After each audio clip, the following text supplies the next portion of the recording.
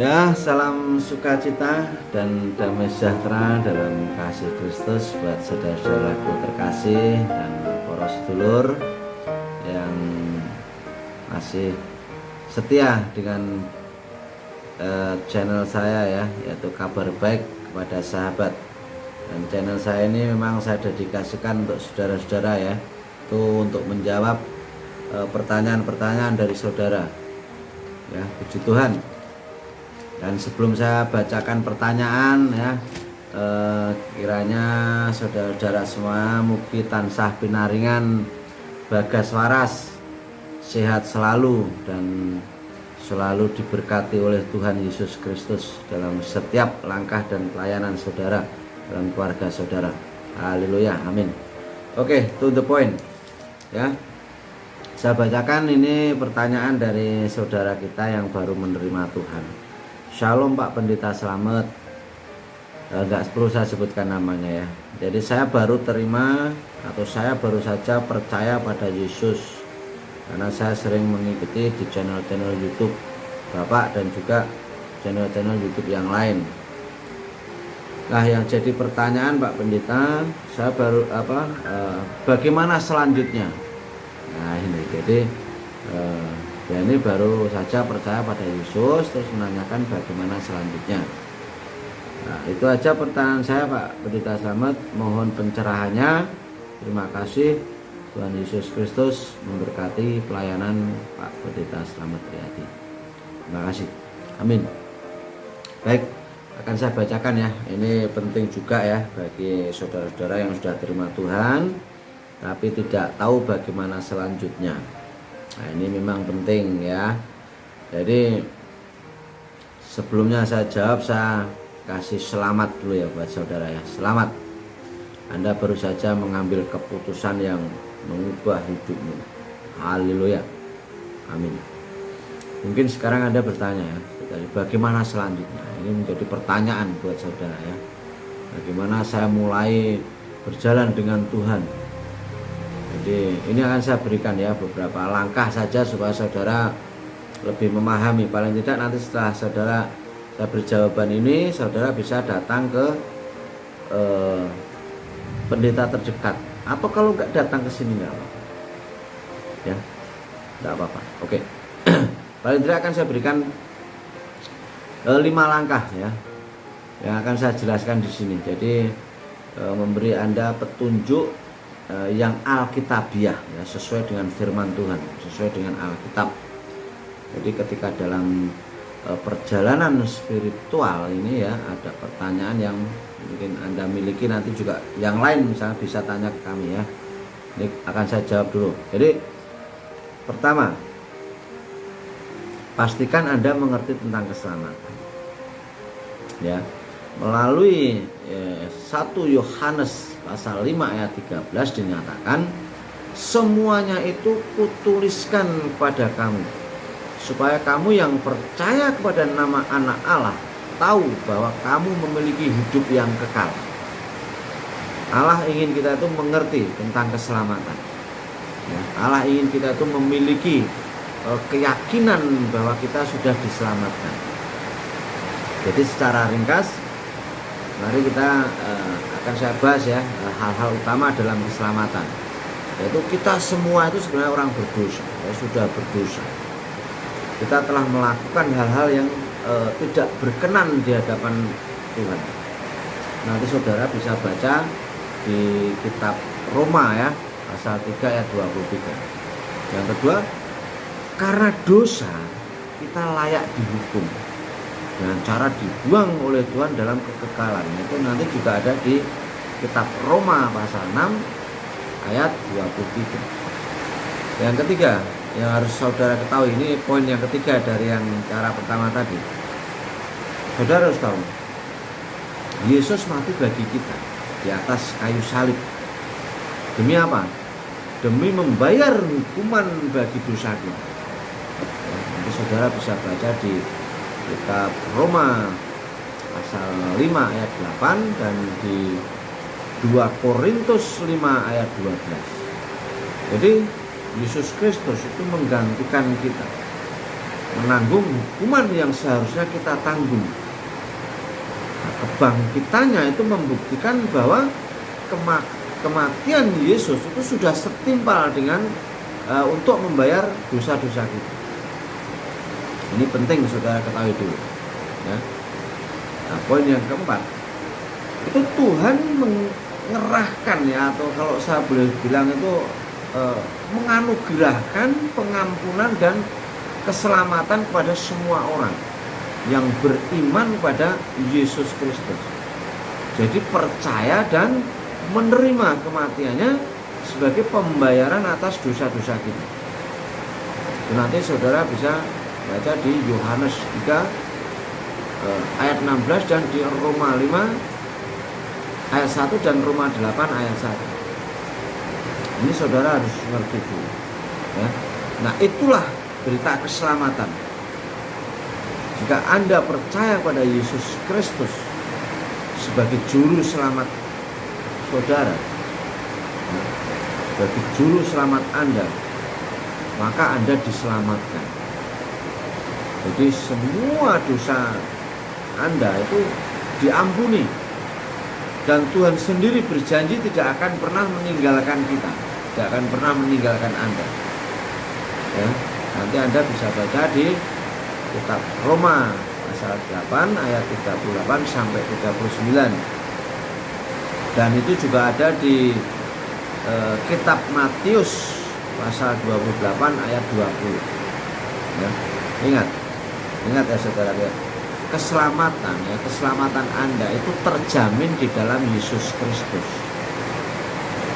Itu firman Tuhan mengatakan di Injil Yohanes pasal 10 ayat 28 sampai 29. Firman Tuhan mengatakan, jadi keselamatan Anda itu terjamin di dalam Yesus Kristus. Itu ya dan amin ya.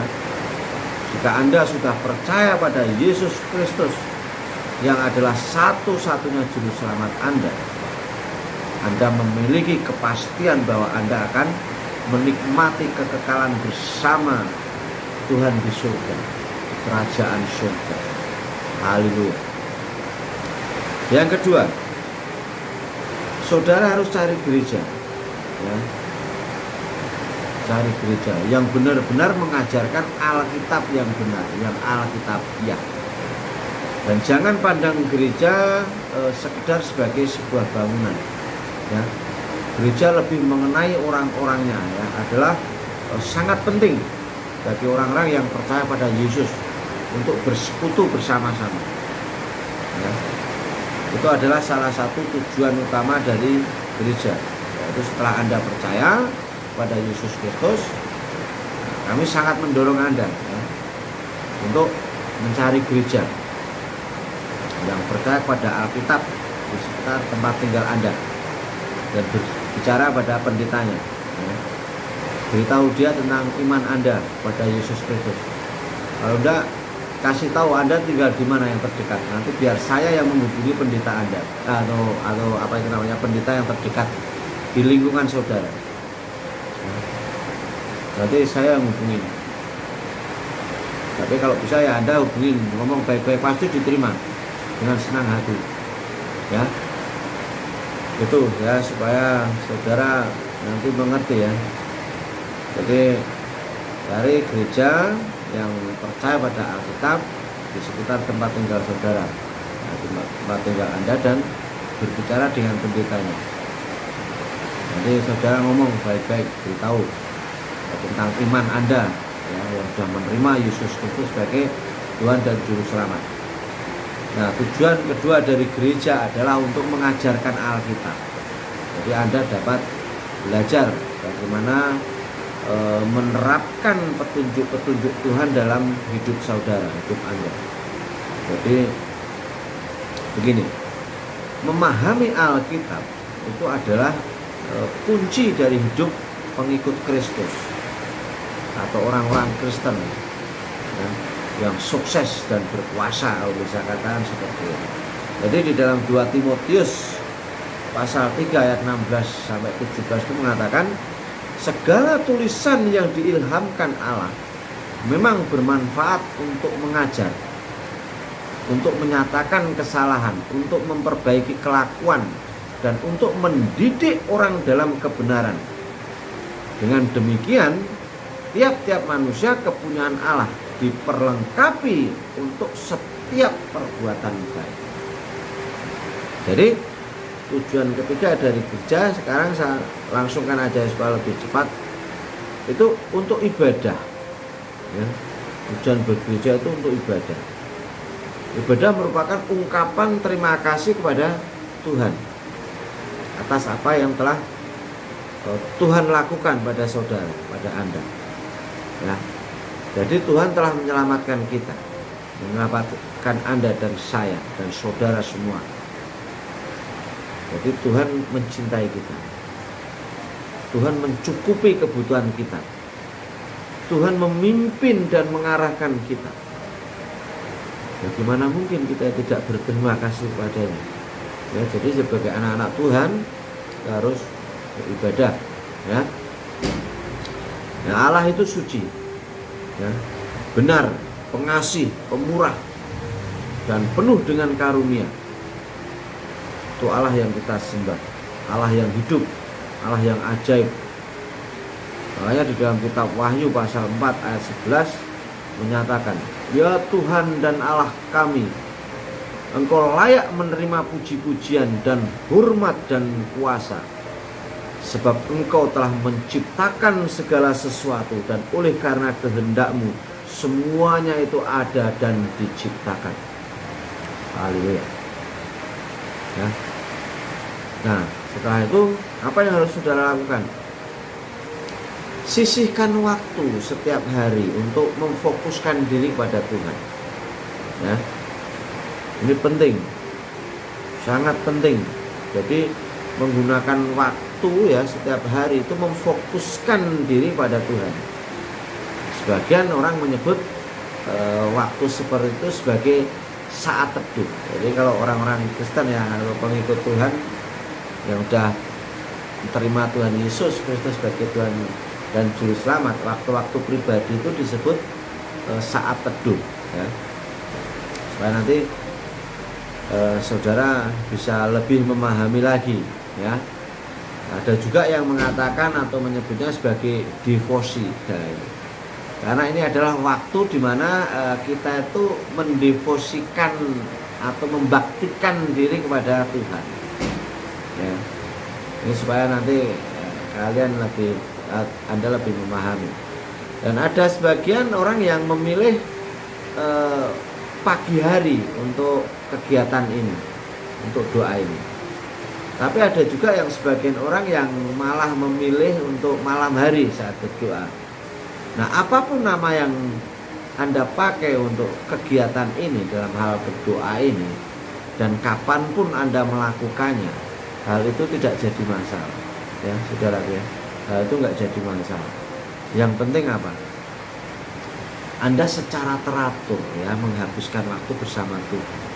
Ada waktu untuk Tuhan ya. Jangan sampai melupakan Tuhan. Harus mengandalkan Tuhan. Doa, mau bekerja atau bangun tidur, mau tidur ya. Kalau Anda sudah berkeluarga ya ada kasih waktulah untuk keluarga ya, misbah keluarga seperti itu. Sampai itu Anda juga penting ya untuk apa itu doa yang saya katakan tadi. Jadi apa yang dilakukan ketika menghabiskan waktu dengan Tuhan tadi, itu yang pertama doa. Nah, ini penting saudara. Jadi doa itu secara sederhana, doa adalah percakapan dengan Tuhan. Jadi berbicara kepada Tuhan mengenai problem dan keprihatinan Anda ataupun masalah Anda. Jadi minta Tuhan memberi Anda hikmat dan pimpinan. Jadi minta Tuhan menyediakan kebutuhan Anda. Katakan kepada Tuhan betapa Anda mengasihi Dia dan bagaimana Anda menghargai segala yang Dia telah lakukan untuk Anda. Itulah doa. Jadi doa itu bukan merapal mantra atau apa itu bacaan-bacaan, itu bukan. Ya, doa itu isi hati saudara, bukan membaca mantra ini 7 kali, 40 kali, 100 kali, ada 1000 kali sampai tekuk-tekuk dremimil enggak ono habis. Itu bukan doa. Doa bukan seperti itu. Tuhan yang kita sembah itu Tuhan yang hidup. Ya. Bahkan saat saudara itu berdoa ya, enggak sampai misalnya Anda mengalami kesesakan atau dalam keadaan mungkin mengalami sesuatu apa ya yang sampai Anda itu nggak bisa ngomong, hanya menangis saja. Itu Tuhan kita itu tahu hati kamu, hati Anda tahu. Itu walaupun nggak dermimil, nggak membaca ayat-ayat atau apa gitu ya, atau mantra-mantra, itu Tuhan tahu. Kamu nangis saja udah tahu, Tuhan tahu isi hati kamu. Jadi Tuhan Yesus tuh dahsyat, Tuhan yang ajaib, Tuhan yang hidup, ya, mengerti setiap kebutuhan kita. Tuh. Bahkan kalau Anda nggak bisa berdoa dengan ucapan pun dipimpin oleh Roh Kudus. Nah, ini bedanya di situ ya. Jadi anak-anak Tuhan, orang yang sudah terima Yesus Kristus sebagai Tuhan dan Juru Selamat, itu tubuh kita itu menjadi bait Roh Kudus. Ya.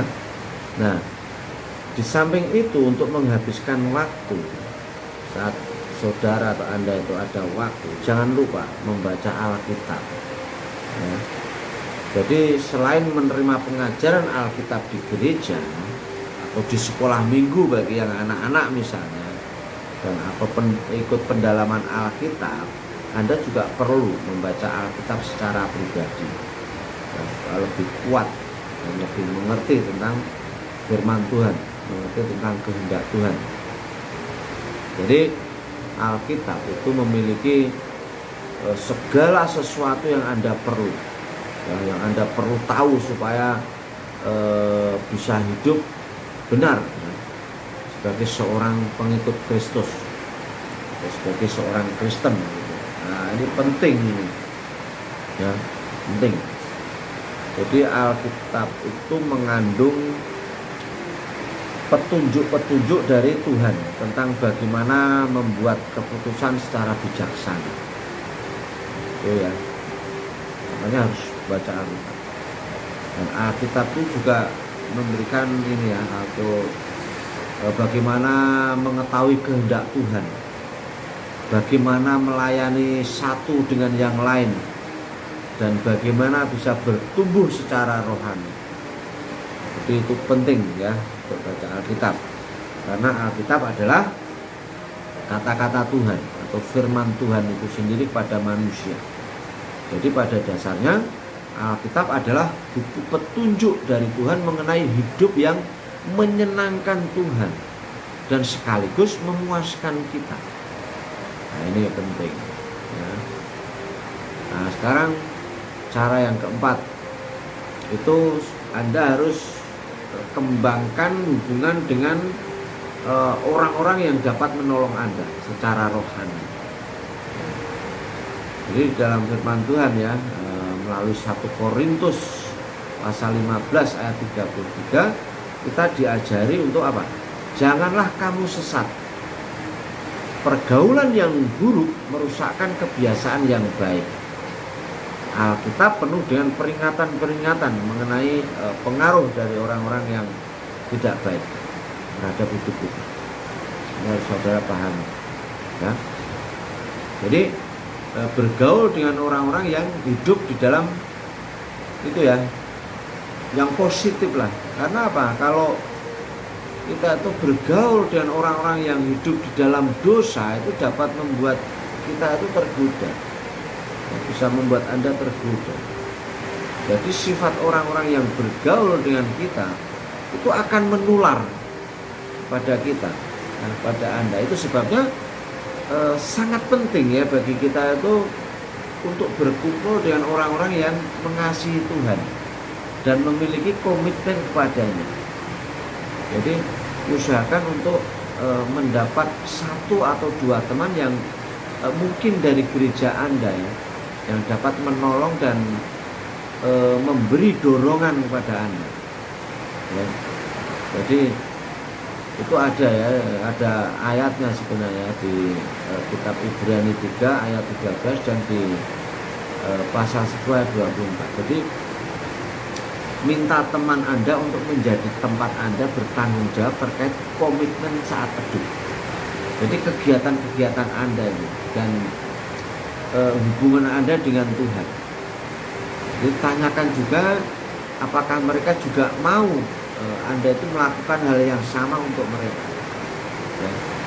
Nah, ini bukan berarti Anda harus meninggalkan semua teman-teman yang tidak percaya kepada Yesus Kristus sebagai juru selamat. Tidak demikian. Tapi tetaplah berteman dengan mereka dan mengasihi mereka. Jadi saudara bisa menjadi garam dan terang. Gitu. Ya. Supaya saudara paham. Dan beritahu mereka bahwa Yesus telah mengubah hidup Anda. Dan Anda tidak dapat lagi melakukan hal-hal yang dulu Anda lakukan. Ya misalnya main, minum-minuman, apapun hal-hal yang negatif. Jadi minta Tuhan memberi Anda kesempatan untuk menceritakan soal Yesus Kristus pada teman-teman Anda. Nah, yang kelima, ini penting, dibaptis. Ya. Jadi kalau Anda sudah percaya Yesus ya harus dibaptis, ya. Jadi banyak orang salah mengerti baptisan. Ya. Kata baptis, ya, kata membaptis itu berarti memasukkan ke dalam air. Jadi baptisan adalah cara yang alkitabiah untuk memproklamirkan iman pada Yesus dan komitmen Anda untuk mengikutnya secara terbuka kepada Tuhan. Jadi dicelupkan ke dalam air, menjadi analogi bagi semangat dikuburkan bersama dengan Kristus. Nah, keluar dari air, ya, keluar dari dalam air itu menjadi analogi bagi kebangkitan Kristus. Jadi dibaptiskan berarti mengidentifikasikan diri dengan kematian, penguburan dan kebangkitan Kristus. Itu ada di kitab Roma pasal 6 ayat 3-4. Memang baptisan tidak menyelamatkan Anda. Baptisan tidak membasuh dosa-dosa Anda. Baptisan hanyalah bentuk langkah ketaatan. Jadi pernyataan secara terbuka kepada publik akan iman kepada Kristus untuk keselamatan Anda. Jadi baptisan hanyalah merupakan baptisan itu merupakan hal yang penting karena ia adalah bentuk langkah ketaatan. Ya. Memang baptisan hanyalah bentuk langkah ketaatan. Itu saya katakan seperti itu. Jadi pernyataan secara terbuka kepada publik dan iman pada Kristus untuk keselamatan Anda. Baptisan itu merupakan hal yang penting. Saya katakan penting. Karena apa? Ia adalah bentuk langkah tadi, langkah ketaatan. Jadi secara terbuka menyatakan iman dan komitmen kepada Kristus. Kalau Anda sudah siap untuk menerima baptisan, maka Anda bisa segera membahasnya dengan pendeta, ya. Itu dari saya, ya. Kiranya Tuhan memberkati. Jadi saudara bisa mencari pendeta terdekat. Nah, ini masih ada satu pertanyaan lagi, mungkin akan saya jawab, ya. Ini juga masih sama sebenarnya intinya, cuman ini udah terima Tuhan tapi diusir, ceritanya begitu, ya, sama saudaranya. Jadi dia ini dalam pertanyaan saya berkata, jadi dalam kisahnya ini saudara ini sudah menerima Yesus tapi dia diusir dari keluarganya. Jadi jika saya menyatakan diri sebagai pengikut agama Kristen, saya akan diusir keluarga saya dan saya akan dianiaya. Apakah saya masih perlu mengikut Yesus? Nah, pertanyaannya gitu. Mohon Pak Pendeta Slamet, mohon pencerahannya dan penguatannya, karena sejujurnya saya takut untuk mengungkapkan iman saya di hadapan keluarga saya, karena saya takut diusir dan lain sebagainya. Ini panjang sebenarnya, tapi saya singkat aja. Oke, akan saya jawab, ya, supaya lebih ringkas saja karena suratnya memang panjang. Jadi begini saudaraku, ya, berpindah agama mengikut Yesus Kristus itu berarti menjadi pengikut Yesus melalui iman. Ya, seperti yang saya bahas tadi ya. Walaupun masa mengerumuni Yesus, sebagian besar dari mereka bukanlah pengikutnya, bukan pengikut yang sejati. Mereka hanya ingin dipulihkan ya penyakitnya, terus melihat setan dan roh-roh jahat diusir, dan makan jatah roti atau dapat makanan secara gratis gitu ya, yang Tuhan datangkan secara mukjizat seperti itu. Dan Yesus menghimbau mereka akan harga mengikutnya. Jadi kita yang mengikut Yesus itu ada harga yang harus dibayar ya saudara, biar saudara paham. Jadi saya bacakan di firman Tuhan ya, di kitab Markus pasal 8 ayat 34 sampai 38. Lalu Yesus memanggil orang banyak dan murid-muridnya dan berkata kepada mereka, setiap orang yang mau mengikut aku, ia harus menyangkal dirinya, memikul salibnya dan mengikut aku. Karena siapa yang mau menyelamatkan nyawanya, ia akan kehilangan nyawanya.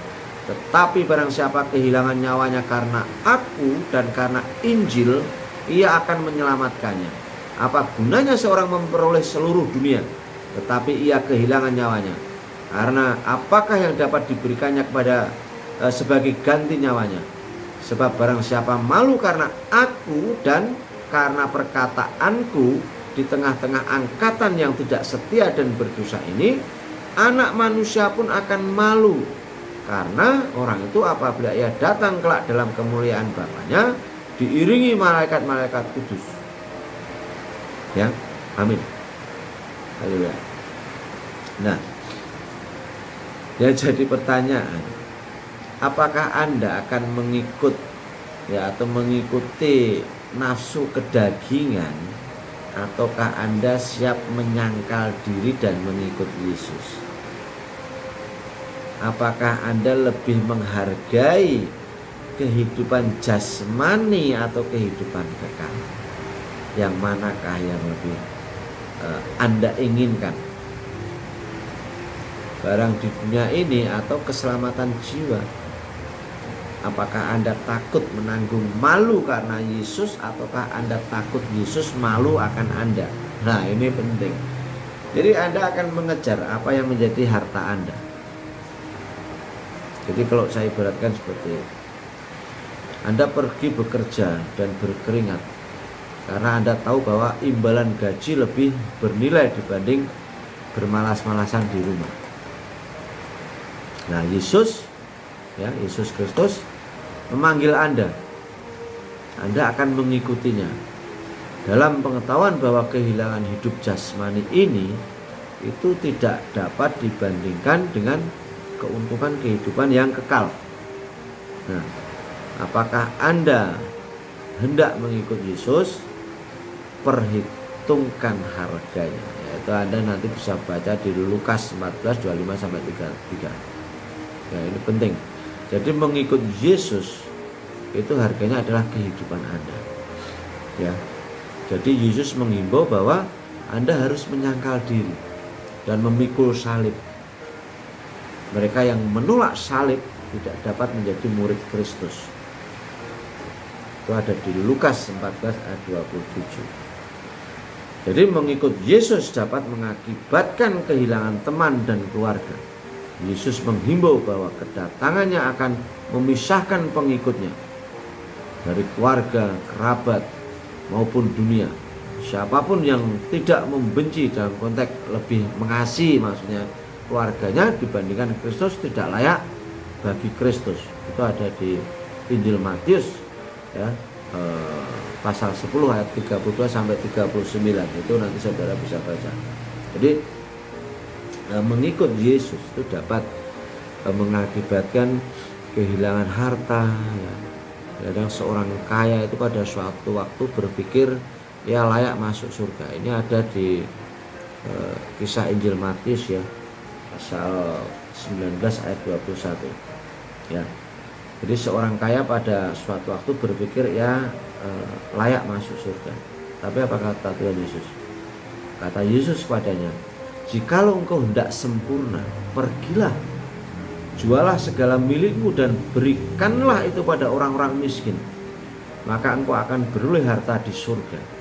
Kemudian datanglah kemari dan ikutlah aku. Itu ada di Matius 19 ayat 21 ya. Jadi karena ia lebih mengasihi harta benda, orang kaya itu meninggalkan Yesus. Nah, mengikut Yesus itu juga dapat mengakibatkan penganiayaan. Saya sendiri contoh, orang Kristen dapat mengharapkan penderitaan sebagai suatu bagian hidup sesuai dengan teladan mereka, yaitu orang yang sengsara. Itu kalau saudara baca nanti di Alkitab itu ada di Yesaya 53 dan di Yohanes 15 ayat 18 sampai 21. Jadi Yesus malah menghimbau mereka yang dianiaya karena kebenaran, berbahagialah, dan berkata kepada mereka, bersukacita dan bergembiralah, karena upahmu besar di surga.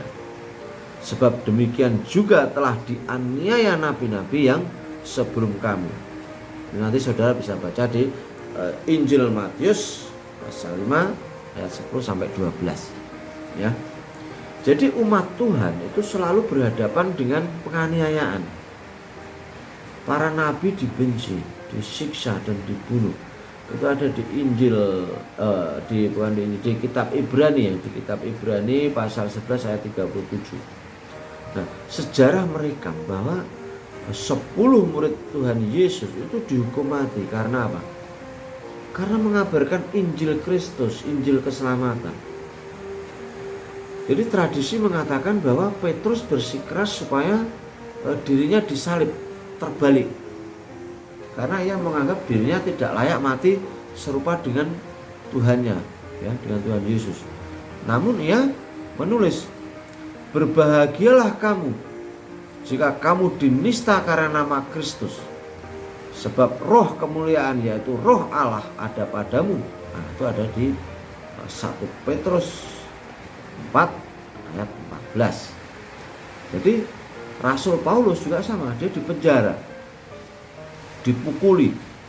Jadi mengalami juga pas perjalanan dia mengalami kapal karam juga, dan bahkan pernah dirajam ya berulang kali karena mengkhotbahkan tentang Injil keselamatan di dalam Yesus Kristus. Tetapi ia tidak menganggap penderitaannya itu sebanding dengan pahala yang ia nantikan di Firdaus. Itu ada di kitab Roma ya, pasal 8 ayat 18. Nah, tentunya saudara yang terkasih, mengikut Yesus tidak memastikan Anda akan kehilangan harta benda, keluarga atau kerabat, ataupun hidup jasmani. Tapi apakah Anda siap kehilangan semuanya demi Dia? Nah, ini. Jadi walaupun harga pemuritan yang harus dibayar begitu tinggi, dan bahkan penganiayaan yang diderita bukan tanpa pahala di dunia ini maupun di surga, melalui penganiayaan Tuhan menyertai para orang-orang percaya, para pengikutnya, orang-orang yang sudah beriman. Itu ada di Matius 28 ayat 20 dan juga ada di Ibrani 13 ayat 5. Jadi Tuhan Yesus mengetahui batasan mereka atau batasan kita dan memberi kasih karunia. Ya. Itu ada di 1 Korintus 10 ayat 13 dan juga di 2 Korintus 12 ayat 9. Jadi Tuhan memberi imbalan mereka di surga. Itu ada di nanti kalau saudara baca itu di Matius pasal 5 ayat 10 sampai 12. Ini sengaja saya singkat-singkat ya, karena waktunya agak ini nanti saya ada pelayanan. Jadi Tuhan mengerjakan semuanya itu ya, itu untuk kebaikan kita, serta membentuk karakter orang percaya dan memuliakan Tuhan ya. Itu ada di Roma 8 ayat 28. Jadi semua imbalan ini jauh melampaui harga mengikuti Yesus ya. Jadi Yesus menderita dan mati di atas kayu salib demi menerima hukuman dosa orang percaya. Jadi satu-satunya cara pengampunan dan hidup yang kekal itu dapat ditemui itu melalui iman dalam Tuhan Yesus Kristus. Yaitu ada di kitab Efesus pasal 2 ayat 8 sampai 9. Jadi walaupun bertahan dalam penganiayaan sebagai orang Kristen, itu tidak menambah karya keselamatan Kristus yang sempurna. Jadi seorang percaya sejati itu akan dengan setia mengikuti Yesus melewati penderitaan. Ya.